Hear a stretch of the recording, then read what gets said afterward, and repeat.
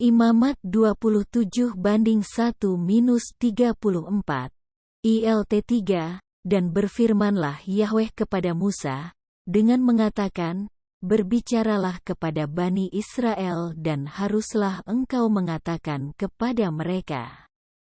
Ketika seseorang menyatakan suatu nazar yang muskil, haruslah jiwa-jiwa itu menjadi milik Yahweh berdasarkan taksiranmu. Dan haruslah taksiranmu berlaku atas laki-laki yang berumur 20 tahun dan sampai yang berumur 60 tahun, dan taksiranmu haruslah 50 sikal perak, menurut sikal kekudusan. Tetapi jika dia itu perempuan, maka taksiranmu haruslah 30 sikal. Dan jika dari yang berumur 5 tahun dan sampai yang berumur 20 tahun, maka taksiranmu atas laki-laki haruslah 20 sikal, dan terhadap perempuan 10 sikal. Dan jika dari yang berumur 1 bulan dan sampai yang berumur 5 tahun, maka taksiranmu atas laki-laki harus 5 sikal perak, dan taksiranmu atas perempuan 3 sikal perak. Dan jika itu dari yang berumur 60 tahun dan di atasnya, jika dia laki-laki, maka taksiranmu harus 15 sikal, dan atas perempuan 10 sikal. Tetapi jika dia lebih miskin daripada taksiranmu, maka dia harus menempatkan dirinya di hadapan imam. Dan imam harus menaksirnya berdasarkan ucapan ketika menazarkan apa yang dapat tangannya jangkau, haruslah imam menaksirnya. Dan jika persembahan yang mereka persembahkan kepada Yahweh dari mereka adalah hewan, segala hal yang dia berikan kepada Yahweh daripadanya adalah kekudusan. Dia tidak boleh menggantinya dan tidak boleh menukarnya, yang baik dengan yang buruk, atau yang buruk dengan yang baik. Tetapi jika dia benar-benar harus menukar hewan dengan hewan, maka haruslah terjadi bahwa penukarnya harus kekudusan. Dan jika ada beberapa hewan yang najis, yang daripadanya tidak boleh mereka persembahkan sebagai kurban kepada Yahweh, maka dia harus menempatkan hewan itu ke hadapan imam. Dan imam harus menaksirnya, antara yang baik dan yang buruk, seturut taksiranmu, demikianlah seharusnya imam itu. Namun jika dia benar-benar mau menebusnya, maka dia harus menambahkan 1/5-nya di atas taksiranmu. Dan ketika seseorang menguduskan rumahnya, suatu kekudusan bagi Yahweh, maka imam harus menaksirnya, antara yang baik dan yang buruk, seperti yang imam itu menaksirnya, demikianlah seharusnya berlaku. Dan jika yang menguduskan itu hendak menebus rumahnya, maka dia harus menambahkan 1/5 dari uang taksiranmu atasnya, lalu itu menjadi miliknya. Dan jika dari ladang harta miliknya seseorang menguduskannya bagi Yahweh, maka haruslah taksiranmu berdasarkan benihnya, 1 homer benih jelai sama dengan 50 sikal perak.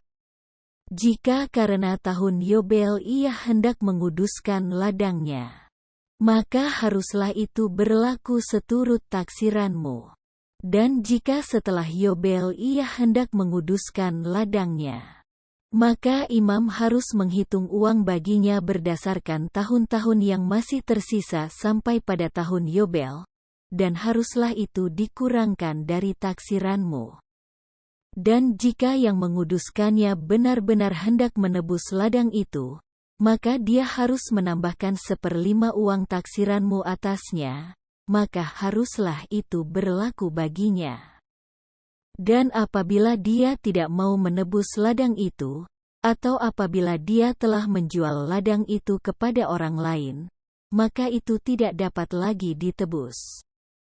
Dan ladang itu, pada saat pembebasannya pada tahun Yobel, akan menjadi kudus bagi Yahweh, Sebagaimana ladang yang dibaktikan, haruslah itu bagi imam menjadi harta miliknya. Dan jika ladang pembeliannya yang dia kuduskan bagi Yahweh bukan dari ladang harta miliknya, maka imam harus menghitung baginya perhitungan taksiranmu sampai tahun Yobel, lalu haruslah dia menyerahkan taksiranmu pada hari itu, suatu kekudusan bagi Yahweh. Pada tahun Yobel, ladang itu harus kembali kepada orang yang daripadanya dia telah membelinya, yaitu kepada yang memiliki tanah itu sebagai harta milik. Dan haruslah seluruh taksiranmu menurut sikal kekudusan. Sikal itu harus 20 gera beratnya. Akan halnya anak sulung, yang lahir sulung bagi Yahweh di antara hewan. Tidak seorang pun boleh menguduskannya, baik seekor lembu maupun seekor domba, itu milik Yahweh. Tetapi jika dari hewan yang najis, maka dia harus menebus berdasarkan taksiranmu dan dia harus menambahkan 1/5 atasnya, dan jika itu tidak ditebus, maka haruslah itu dijual berdasarkan taksiranmu. Akan halnya setiap barang bakti yang seseorang baktikan kepada Yahweh dari semua yang adalah miliknya, dari manusia dan hewan dan dari ladang miliknya, tidak boleh dijual dan tidak boleh ditebus. Semua barang bakti itulah kemahakudusan bagi Yahweh. Setiap barang bakti yang dibaktikan dari antara manusia, tidak dapat ditebus, haruslah dia dihukum mati. Dan setiap persepuluhan tanah, dari benih tanah, dari buah pohon, itu milik Yahweh, itu kudus bagi Yahweh. Dan apabila seseorang sungguh-sungguh ingin menebus dari persepuluhannya, haruslah dia menambahkan 1/5-nya atasnya.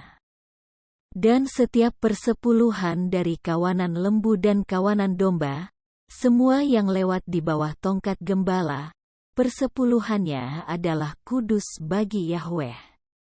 Dia tidak boleh memilih di antara yang baik dan yang buruk dan dia tidak boleh menukarnya. Dan apabila dia benar-benar menukarnya, maka yang ditukar dan juga penukarnya akan menjadi kudus. Itu tidak dapat ditebus. Inilah perintah yang telah Yahweh perintahkan kepada Musa untuk Bani Israel di Gunung Sinai.